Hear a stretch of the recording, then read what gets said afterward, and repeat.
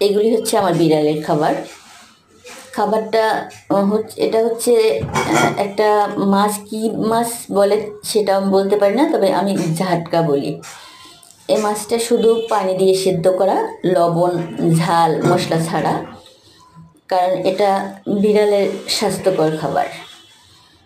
আমি অনেক Google search দিয়েছি বিড়ালের খাবার সম্পর্কে, কারণ আমার গত বছর একটা বিড়াল মারা গিয়েছে, সেই থেকে আমি অনেক বিশেষ করে বিড়ালের খাবারের ব্যাপারে। আর সাদা ভাত নিয়েছি, ভাতটা ঢাকনা দিয়ে রেখে দিব।